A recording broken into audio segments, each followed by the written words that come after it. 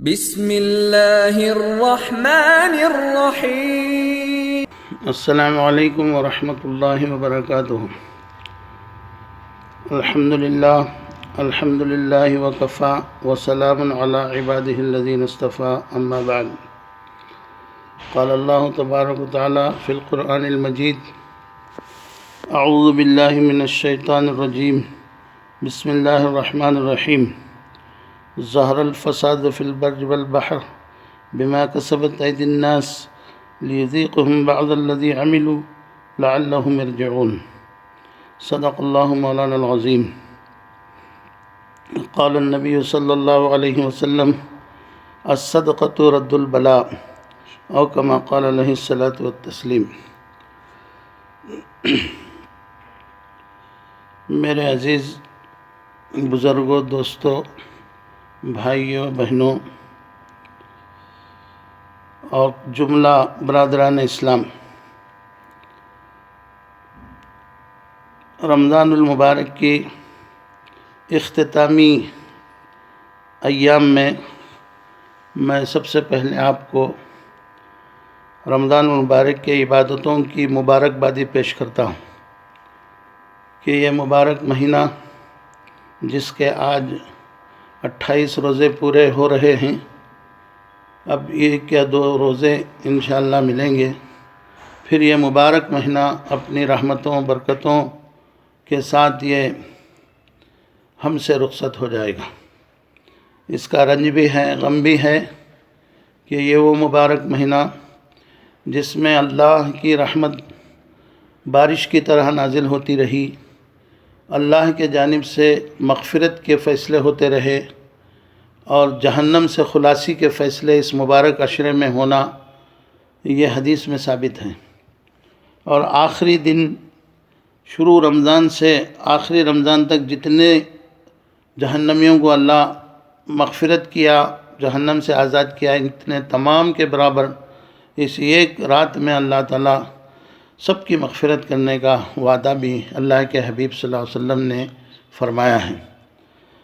اللہ کرے مجھے، آپ کو، ہمارے اہل خانہ اور خاندان اور سارے امت مسلمہ کی بخشش ہو جائے، جہنم سے آزاد ہونے کا پروانہ مل جائے، اور اللہ کے فضل و کرم سے ہماری عبادت تو ایسی نہیں ہے کہ ہم جنت مانگ سکیں۔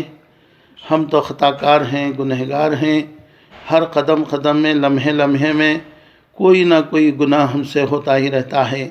شیطان لعین ہمارے پیچھے پڑا ہے، نفس امارہ ہمارے اندر موجود ہے، جس کے نتیجے میں کچھ نہ کچھ گناہ ظاہری باطنی ہوتے ہی رہتے ہیں۔ اس سے ہمیں چھٹکارا نہیں ہے، جیسا کہ اللہ کے حبیب صلی اللہ علیہ وسلم نے فرمایا کہ کل بنی آدم خطاؤون وخیر الخطائین التوابین المتطہرون، کہ تمام بنی آدم خطا کار ہیں، بہترین خطا کار وہ ہیں جو اپنے گناہوں سے توبہ کر لیتے ہیں۔ لہذا ہم کو اللہ بہترین خطا کاروں میں بنائے اور سچی پکی توبہ کی توفیق عطا فرمائے۔ چور چوری سے توبہ کرے، شرابی شراب سے توبہ کرے، زانی زنا سے توبہ کرے، سود خور سود کھانے سے توبہ کرے، رشوت خور رشوت لینے سے توبہ کرے، اور ہر قسم کے بڑے بڑے گناہ، جوا باز جوا کھیلنے سے توبہ کرے، رئیسوں میں جا کر اپنی دولتوں کو مٹانے والے رئیس کے جوے سے توبہ کی توفیق عطا فرمائے۔ یہ بڑے بڑے گناہ ہیں جس سے وبائیں آتی ہیں، لہذا گناہ کبیرہ میں اس کو شامل کیا جاتا ہے۔ اس کے علاوہ چھوٹے موٹے گناہ جو بہت سے ہوتے رہتے ہیں، اچانک کسی عورت پر نگاہ پڑ جانا، یا کسی عورت کا اچانک کسی اجنبی مرد پر نگاہ پڑ جانا، اور کئی ناچ گانے سن لینا، یہ ساری چھوٹے موٹے حرکتیں گناہ ہوتے ہی رہتے ہیں۔ یہ چھوٹے گناہ انشاءاللہ نماز کی برکت سے، روزے کی برکت سے معاف ہو جائیں گے، لیکن بڑے بڑے گناہ جب تک ہم ان گناہوں سے سچی پکی توبہ نہیں کریں گے، وہ بڑے گناہ سے معافی ملنا مشکل ہے۔ اسی لیے اللہ کے رسول علیہ السلام نے یہ فرمان کہ ممبر پر چل رہے تھے، آپ علیہ السلام نے 3 باتوں پر آمین آمین آمین کہی۔ وہ تینوں جملے حضرت جبرائیل امین کے تھے، اور آمین آپ کی تھی۔ اس میں سے ایک جملہ یہ ہے کہ جو رمضان کا مبارک مہینہ پائے اور اس کی مغفرت نہ ہو تو وہ ہلاک ہو جیو۔ ہمارے آقا صلی اللہ علیہ وسلم نے آمین کہا۔ جبرائیل امین فرشتوں کے سردار، ہمارے آقا انبیاء کے سردار، جبرائیل امین کی بددعا، ہمارے آقا صلی اللہ علیہ وسلم کی آمین، پھر اس کے ہلاک ہونے میں کیا تردد ہے؟ اس اعتبار سے بچنا چاہیے۔ یہ 1-2 دن باقی ہیں، ایسے بڑے بڑے گناہ، قتل و غارت گری کرنے والے اور ایک دوسرے کی جان کے پیاسے بن کر نہ رمضان نے دیکھا، نہ عشرہ دیکھا، نہ کچھ دیکھا، تلواروں سے وار کرنے والے، ایسے قاتلوں کو چاہیے کہ وہ توبہ کریں اور قتل کرنے کے ارادوں کو چھوڑ دیں۔ آپ صلی اللہ علیہ وسلم محبت کا پیغام دیے ہیں، ایک دوسرے سے ہمدردی کا پیغام دیے ہیں، ایک دوسرے کی غلطی کو معاف کرنا سکھائے ہیں۔ کتنے خون کیے کفار مکہ نے، کتنے صحابہ کی جانیں لیں، لیکن فتح مکہ نے آپ نے کیا اعلان فرمایا کہ سب کو معاف ہے، لا تثریب علیکم اليوم کی طرح آپ نے اعلان فرمایا۔ تو یہ سبق امت مسلمہ کو ہے، مجھے ہے، آپ کو ہے، سارے کلمہ گو بھائی کو ہے۔ ہم ایک دوسرے کی غلطی معاف نہ کریں تو پھر سنت پہ کہاں عمل ہوا؟ اس لیے قتل کرنے والے قتل سے باز آ جائیں، یہ ان کی غلطی کو معاف کر دیں۔ ایک نہ ایک دن ہم کو بھی اللہ کے پاس جانا ہے، اور جس کو قتل کرنا چاہتے ہیں وہ بھی اللہ کے پاس جائے گا، اور وہاں جا کر رسوائی سے بہتر ہے یہاں اسے معاف کر دیں۔ اگر ہم ہمارے بھائی کی غلطی کو معاف کریں گے، خدا ہمارے غلطیوں کو معاف کرے گا، یہ اللہ کا وعدہ ہے۔ اس لیے توبہ کریں، یہ جہنم سے خلاصی کا آخری دن ہے، اور 1-2 دن میں یہ مبارک ایام ہم سے جدا ہو جاتے ہیں۔ پھر آئندہ رمضان تک پتہ نہیں ہماری زندگی رہے گی نہیں رہے گی۔ اتنی بڑی شخصیت، ہمارے ہندوستان کی بڑی مایہ ناز، اور ہمیں علماء کے ہمارے سالار کاروان کی طرح ساری دنیا میں اتنے اونچے مرتبے والے مفتی بہت کم ہیں، تو ان میں سے ایسی ہستی شروع رمضان میں تراویح کے بعد بامبے میں تفسیر کر رہے تھے۔ ہم نے ان کو چند دن تفسیر میں سنا، حضرت کی بیانات سے، ان کے علمی جو ہے فیضان سے بہت ہمیں مستفید ہوتے رہے۔ اچانک ان کا انتقال ہو گیا، خبر میں سو رہے ہیں، عید انہوں نے خبر میں ان کی عید گزر رہی ہے۔ کیا بھروسہ ہے انسان کا، پانی کا بڑبڑا ہے۔ لن یؤخر اللہ نفسا اذا جاء اجلها، جب موت کا وقت آ جاتا ہے تو یہ ایک لمحے کی تاخیر نہیں ہوگی۔ اس اعتبار سے ہم توبہ کر لیں، اس مبارک دنوں کی قدر کریں۔ ایک تاخیرات باقی ہیں، عید کی رات دعاؤں کے قبول ہونے کی ہیں، یہ 2 راتوں کی دعائیں قبول ہونے کا اللہ کے رسول علیہ السلام نے ہمیں فرمایا ہے۔ اس لیے ان راتوں کی قدر کریں، توبہ کریں۔ توبہ کا صحیح طریقہ یہ ہے کہ وہ گناہ چھوڑ دیں، جو گناہ کر رہے ہیں اسے چھوڑ دینا توبہ کا ایک اصل بنیاد ہے۔ صرف زبان میں معاف کر بخش دے، پھر کل جا کے میں پھر کروں گا، اب شراب پیا معاف کر، پھر جا کے کل شراب پیوں گا، اب جوا کھیل دیا معاف کر، پھر چند دنوں میں جوا کھیلوں گا، یہ توبہ قبول نہیں ہے۔ ایسے لوگوں ہی کی ہلاکت کی بددعا ہے جو جبرائیل امین نے دی ہے اور آپ صلی اللہ علیہ وسلم نے آمین کہی ہے۔ اس لیے پکی سچی توبہ کریں، اللہ کو راضی کر لیں، یہ کرونا وبا کو ختم کرنے کی بھیک مانگیں اللہ سے۔ اللہ کا قہر ہے۔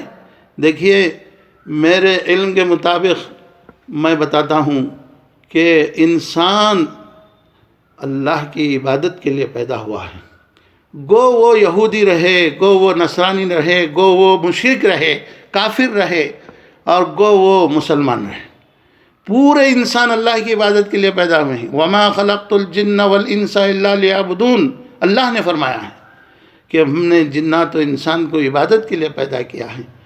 اب بتائیے، پورے انسان عبادت کرنا چاہیے، تب جا کر اللہ خوش رہتے ہیں بندوں سے، انسانوں سے۔ اب یہ انسان کتنے فرقوں میں بڑھ گیا، 3-4 طبقے بن گئے ہیں انسانوں کے۔ ایک طبقہ یہودی کا، دوسرا طبقہ نصارہ کا، تیسرا طبقہ کفار و مشرکین کا، چوتھا طبقہ مسلمانوں کا۔ یہ 4 طبقے میں 3 طبقے کبھی بھی خدا کو خوش نہیں کر سکتے، اس لیے کہ وہ ایک خدا نہیں مانتے۔ یہودیوں نے عزیر کو خدا کا بیٹا کہہ دیا، عزیر علیہ السلام کو شرک کر دیا۔ نصارہ نے عیسیٰ اور مریم علیہ السلام کو خدا کو مقام میں کھڑا دیا، 3 خدا بنا لیے، وہ خارج ہو گئے عبادت سے۔ مشرکین تو 20 خدا کو بنا لیے ہیں، کس سے نفع ہوتا ہے وہ خدا کہتے ہیں۔ ایسے تینوں طبقے تو ہرگز اللہ کو راضی نہیں کر سکتے۔ اگر اللہ کو راضی کر سکتا ہے تو وہ صرف مسلمان کر سکتا ہے۔ مسلمان ہی اللہ کے دل کو نرم کر سکتا ہے، اللہ کے دل کے اندر جو ہے معاف کرانے کا یہ جو ہے خیال پیدا کر سکتا ہے۔ مسلمان چھوڑے تو اور کوئی جماعتیں 3 جماعتیں ہرگز اللہ کو راضی نہیں کر سکتے، جب تک کہ وہ اللہ کو ایک مان کر، اسلام کو سچا مذہب مان کر، قرآن کو اللہ کی سچی کتاب مان کر، محمد رسول اللہ صلی اللہ علیہ وسلم کو اللہ کے بھیجے ہوئے پیغمبر مان کر ان کی پیروی کے جب تک کہ لوگ تیار نہیں ہوتے، اللہ ان سے راضی نہیں ہوتا۔ یہ اٹھا کے رکھ دیجئے یہ 3 طبقوں کو، ان کے طرف سے ہی قہر آتا ہے، ان کے طرف سے ہی جو ہے اللہ کا عذاب آتا ہے۔ اب ہے یہ ایک طبقہ مسلمانوں کا، اس ایک طبقے بھی اگر کامل درجے میں عبادت نہ کرے تو پھر اللہ کو غصہ نہیں تو اور کیا ہے۔ اب دیکھیے نمازوں میں کتنے کمی ہے، کتنے احباب نماز پڑھتے ہیں، کتنے نہیں پڑھتے، کتنے روزے رکھے ہیں، کتنے نہیں رکھے، اور کتنے زکوٰۃ دے رہے ہیں، کتنے نہیں دے رہے ہیں، کتنے مالدار کافی مالدار ہو کر حج نہیں کیے ہیں۔ اب یہ بھی تو غصہ دلا رہے ہیں۔ دوسرا، چور کتنے ہیں، شرابی کتنے ہیں، زانی کتنے ہیں، جوا باز کتنے ہیں، رشوت کھانے والے کتنے ہیں، سود کھانے والے کتنے ہیں، اور اسی طرح جھوٹ بولنے والے کتنے ہیں، ناپ تول میں کمی کرنے والے کتنے ہیں، وعدہ خلافی کر کے دھوکہ دینے والے کتنے ہیں، امانت میں خیانت کرنے والے کتنے ہیں۔ یہ سب مسلمان ہیں مسلمان، زبان سے تو کہتے ہیں لا الہ الا اللہ محمد رسول اللہ، اللہ ایک ہے اور محمد صلی اللہ علیہ وسلم اللہ کے رسول ہیں، لیکن ان کے حکموں کو چھوڑ کر ان کی نافرمانیوں میں لگ گئے ہیں، تو یہ طبقے سے بھی اللہ کو غصہ آتا ہے، یہ طبقے سے بھی مسلمان ہونے کے باوجود اللہ کا قہر آ سکتا ہے۔ آج کا یہ کرونا کا وبا کا قہر جو ہے، میرے علم کے مطابق میں سمجھتا ہوں کہ سارے 4 طبقوں سے اللہ کو غصہ بڑھ گیا۔ یہودی، نصرانی، مشرکین مکہ کی طرح موجودہ مشرکین، یہ 4 یہ 3 اور مسلمانوں کے نافرمان گنہگار مسلمان، ان 4 کے جو ہے نافرمانیوں سے، ان کے جو ہے شرک و کفر سے اور ان کے اسلام دشمنی سے، یاد رکھیے اللہ اگر مسلمان کامل درجے پر عمل کر لے گا تو انشاءاللہ اللہ خیر کے فیصلے کریں گے، اللہ وباؤں کو ختم کریں گے، اور اللہ عزت سے نوازیں گے، اور اللہ خوش رکھیں گے۔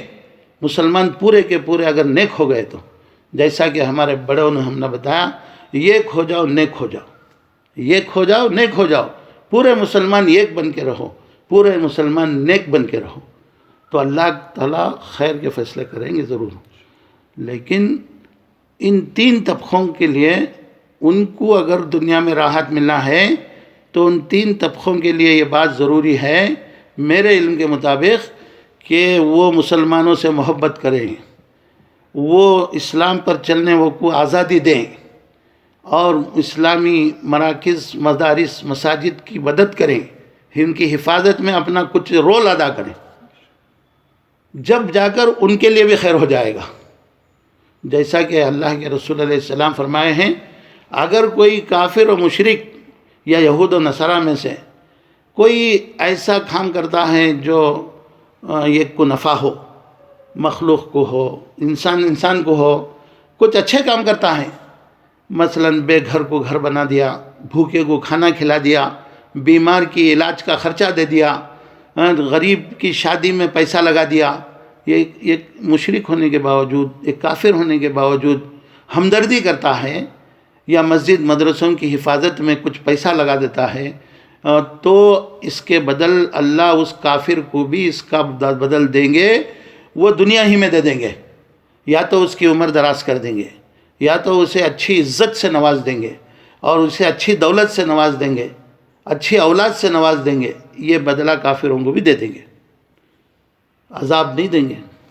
شرک کی وجہ سے دنیا میں قہر نازل نہیں کریں گے، ان کو ہلاک نہیں کریں گے۔ مسلمان کامل درجے پر ہو گیا تو ان 3 طبقے والے مسلمانوں سے محبت کرنے والے ہو گئے تو یہ مسئلہ ہے۔ آج کی حالت بتائیے، دیکھیے حالت کو۔ آج یہود و نصارہ اسلامی ممالک کو برباد کر رہے ہیں، نہ رمضان دیکھ رہے ہیں، نہ کوئی وبا کا، نہ اللہ کے قہر کا خیال کر رہے ہیں۔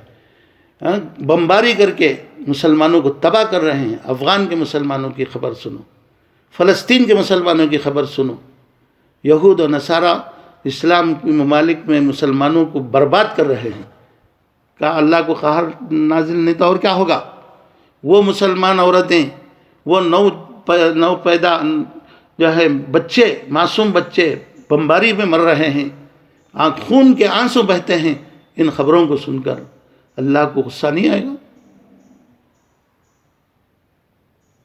ادھر ہمارے ملک میں مشرکین کی جماعت ہے جو مسلمانوں کو اسلام سے ہٹانا چاہتی ہے، اپنا غلام بنانا چاہتی ہے، جی ہماری عبادتوں کو بریک کرنا چاہتی ہے، ہمارے اسلامی لا اور اسلامی قانون کو بدلنا چاہتی ہے۔ اللہ کو غصہ نہیں آئے گا؟ ارے تم اسلام نہیں لاتے، تم یہ خدا کو ماننے دل نہیں ہو رہا ہے، کم از کم جو مان کے چل رہا ہے اسے چلنے دو، اسے پوری آزادی دو۔ ہمارا ملک آزاد اسی بنیاد پر ہوا ہے انگریزوں سے کہ یہاں اسلام پر 100% عمل کرنے کی آزادی مسلمانوں کو ملے گی، ہر مذہب کو ملے گی۔ اس آزادی کو بریک لگانے والی جماعت، اس آزادی کو بریک کرنے والے حکومت، یہ بھی قہر کا بہت بڑا ذریعہ ہے۔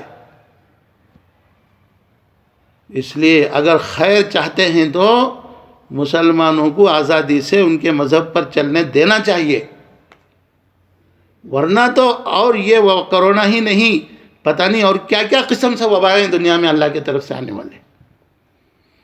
اسی مہینے میں چند دن پہلے کی خبر میں نے پڑھا تھا کہ دلی کے اس حکم کے راجدھانی کے اطراف زلزلے کے جھٹکے آئے۔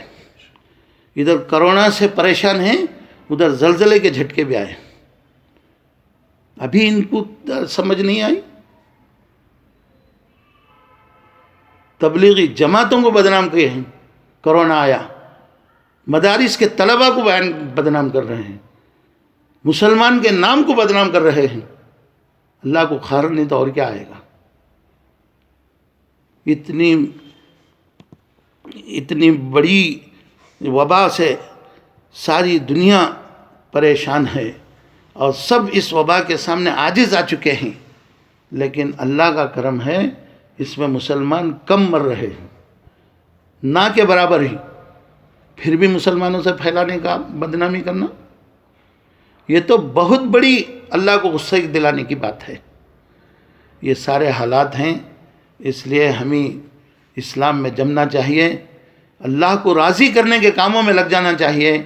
جس کام سے خدا راضی ہوتا ہے وہ ہم علماء سے پوچھ کر وہ اعمال صالحہ اور وہ جو ہے کاموں میں آگے بڑھیں، اور جس کام سے اللہ کو غصہ آتا ہے ان کاموں سے بچیں۔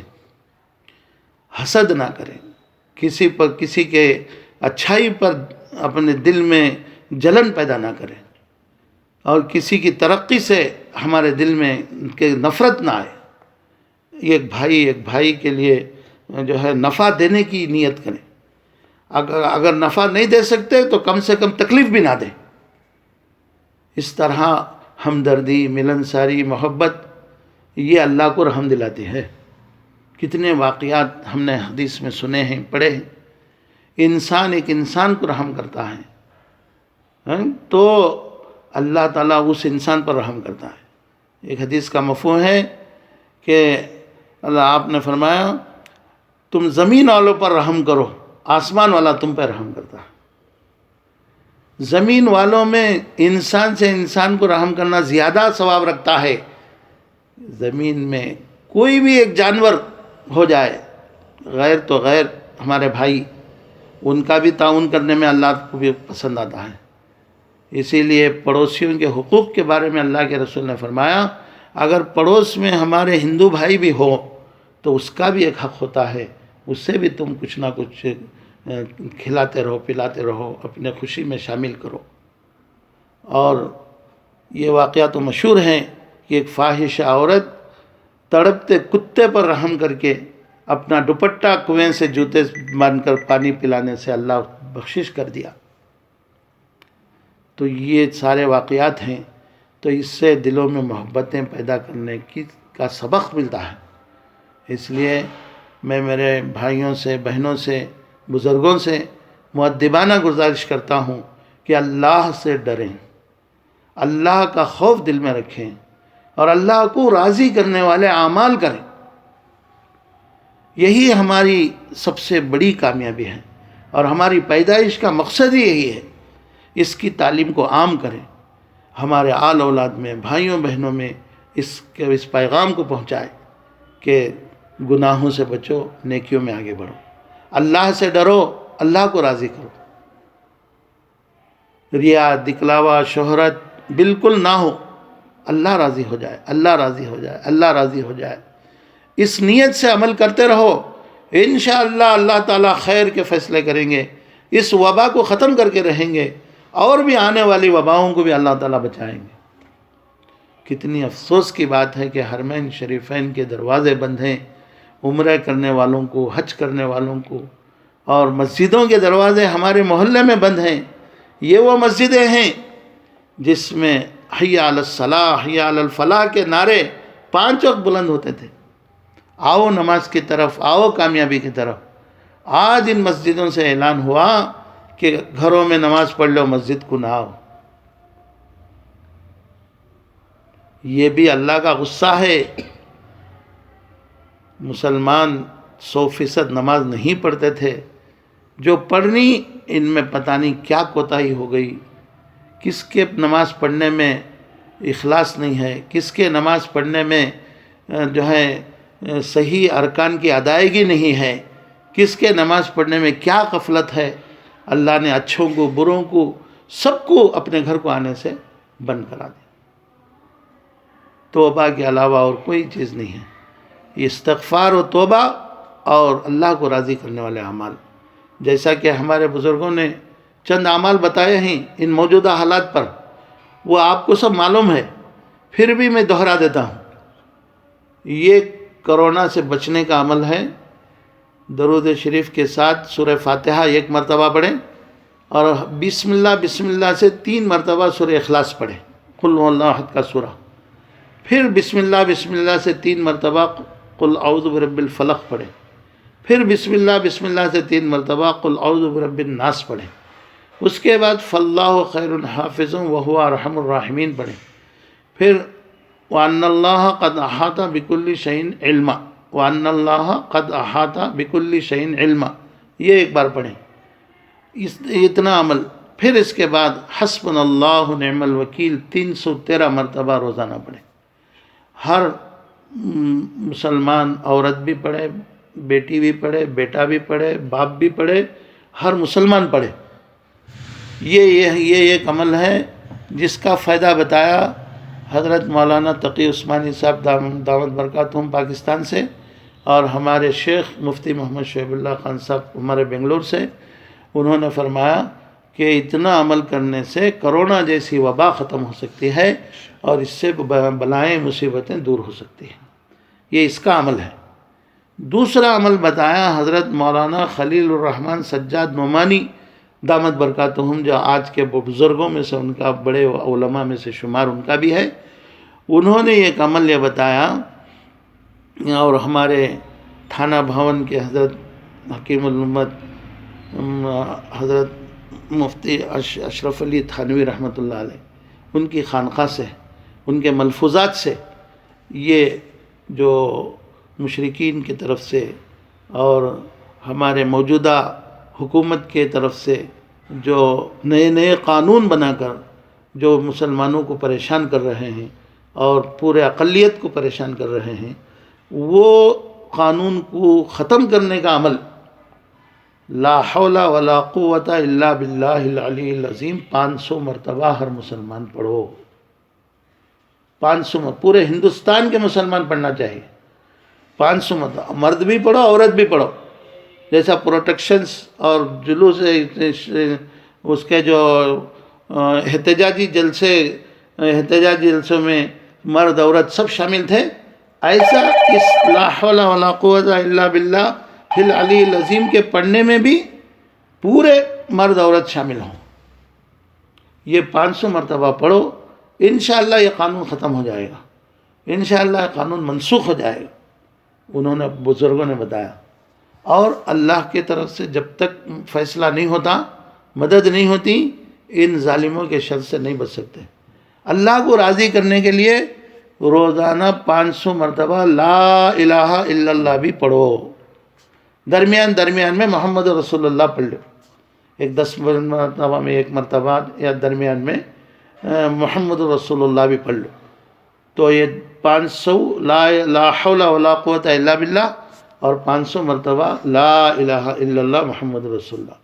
یہ 2 ذکر سے انشاءاللہ این آر سی جیسے قانون منسوخ ہو سکتا ہے، CAA کا قانون منسوخ ہو سکتا ہے، NPR کا قانون منسوخ ہو سکتا ہے، اور اس ظالم حکومتوں سے اللہ بچاتا ہے. یہ جو ہے عمل ہمیشہ کریں. یہ اب رمضان ہم سے گزر رہا ہے اور عید انشاءاللہ 2 دنوں میں ہمارے سامنے آ رہی ہے. میں چونکہ آج میرا بیان آج ہی ہے، عید کا موقع پہ تو بیان میرا نہیں ہے، اس لیے میں ابھی سے میں پورے امت مسلمہ کو، برادران اسلام اور بھائیوں اور ہمارے بہنوں کو میں عید الفطر کی مبارکبادی پیش کرتا ہوں. اس کی دعا جو حدیث میں آئی ہے وہ میں سناتا ہوں. تقبل اللہ منا ومنکم، تقبل اللہ منا ومنکم، تقبل اللہ منا ومنکم. اللہ سب کی عبادتیں قبول فرمائے، سب کو عید مبارک ہو. اس کے بعد کے اعمال 1-2-4 باتیں کر کے اپنی بات ختم کرتا ہوں. دیکھیے، رمضان میں 3 چیزوں پر عمل کرتے ہیں مسلمان. ایک ہے نماز، 5 وقتہ پڑھتے ہیں، تراویح پڑھتے ہیں. دوسرا ہے روزہ، یہ 30 مکمل مہینہ روزہ رکھتے ہیں. تیسرا ہے ذکر تلاوت. اور مالدار لوگ زکوٰۃ دیتے ہیں، صدقے دیتے ہیں، فطرے دیتے ہیں، غریب تو نہیں دیتے. یہ 3 کام میں غریب بھی شامل ہیں، مالدار بھی شامل ہیں. نماز میں، روزے میں، ذکر و اذکار اور تلاوت قرآن پاک میں، اور دعائیں. ان سب کے بعد دعا کے بغیر تو کوئی عمل فائدہ نہیں رکھتا. الدعاء مخ العبادہ، حضور نے فرمایا ہے، دعا عبادت کا مغز ہے. ہر عمل کے بعد دعا ہونا چاہیے.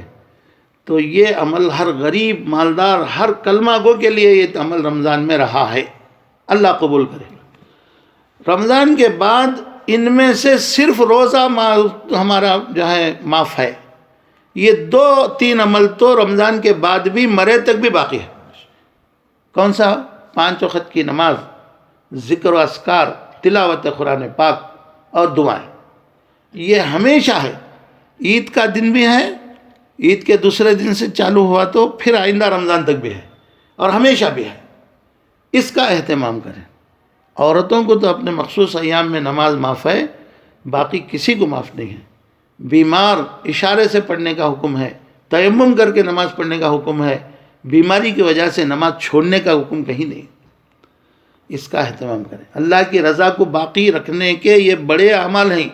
نمازوں کی پابندی، ذکر و اذکار، تلاوت قرآن پاک، اور اللہ جسے جتنا دیا ہے صدقہ و خیرات، نفل صدقہ. الصدقۃ رد البلا میں نے پڑھا ہے، اس کا مفہوم ہے صدقہ بلاؤں کو دور کرتا ہے. اب بلا کیا کیا ہے؟ چھوٹی بھی ہے، بڑی بھی ہے. بخار بھی ایک بلا ہے، سر درد بھی ایک بلا ہے، پیٹ درد بھی ایک بلا ہے، اور BP بھی ایک بلا ہے، شوگر ہے، پتہ نہیں اور کیا کیا بیماریاں ہیں. یہ سب اس کا بھی انشاءاللہ صدقے سے دور ہوتا ہے۔ اور دوسرے ٹینشن، مثلا کسی کے مرنے کی خبر، حادثے کی خبر، یہ بھی ایک قسم کی جو ہے پریشان کرنے کی باتیں ہیں۔ اور تیسرے قسم کی بلائیں، یہ کرونا، یہ وہ پتہ نہیں کیا کیا بیماریاں، اب اس سے، یہ ساری چیزوں سے بچنے کے لیے صدقہ کام آتا ہے۔ الصدقۃ رد البلا، صدقہ بلاؤں کو دور کرتا ہے، اس لیے صدقہ دیتے رہیں، سال بھر دیتے رہیں۔ یہ صدقے کی کم سے کم مقدار مالداروں کو اللہ نے بتایا، اللہ کے رسول علیہ السلام نے بتایا کہ عید الفطر کا صدقہ 2 kg گیہوں، 2 kg 50 گرام، پونے 2 سیر گیہوں یا اس کی قیمت، یہ کم سے کم صدقہ۔ جیسا کہ اب مشہور ہے صدقہ فطر 70 روپیہ، یہ ایک صدقے کی ایک مقدار ہے۔ اب گھر میں طبیعت خراب ہو گئی، ہاسپٹل جا رہے ہیں، ڈاکٹر کے پاس جا رہے ہیں، ڈاکٹر کو 200 فیس بن رہے ہیں، 500-600 کی دوائیں خرید رہے ہیں، ایک 70 روپیہ بڑھ گئے تو کیا ہو گیا؟ ایک صدقہ دے دو اس بیماری کی صحت کے نیت سے، پھر ڈاکٹر کے پاس چلو، کوئی نہیں ملا آ کر ہی دو۔ الصدقۃ رد البلا کا عمل ہر موقع پہ کرو۔ ایک چھوٹے سے کام کو جا رہے ہیں، 10-20 روپے صدقہ کر کے جاؤ، غریب ہیں 5 روپے صدقہ کرو، 2 روپے صدقہ کرو۔ صدقہ بلاؤں کو دور کرتا ہے، نفل صدقہ ہے، یہ صدقہ ہر ایک کے لیے جائز ہے۔ مومن ہمیشہ دینے والا بننا چاہیے، لینے والا نہیں بننا چاہیے۔ اللہ کے رسول فرماتے ہیں کہ اوپر کا ہاتھ نیچے کے ہاتھ سے بہتر ہے، تو نیچے لیتا ہے، اوپر دیتا ہے۔ مومن دینے والا بنے، یہ اعمال ہمیشہ کریں، انشاءاللہ اللہ ضرور رحم کریں گے، وبا دور ہوگی اور صحت ملے گی، مسجد مدرسے کے دروازے کھلیں گے، حرمین شریفین کے دروازے کھلیں گے، مسلمانوں کو اللہ عزت عطا کریں گے، اس کے سوا کوئی چارہ نہیں ہے۔ بس میں بھی دعا کرتا ہوں، اللہ مجھے بھی، آپ کو بھی، سارے امت مسلمہ کو ان تمام باتوں پر عمل کر کے اللہ کو راضی کرنے کی توفیق عطا فرمائے، اور ہمیں دوسروں کو بھی یہ پیغام پہنچانے کی توفیق عطا فرمائے۔ وآخر دعوانا ان الحمدللہ رب العالمین۔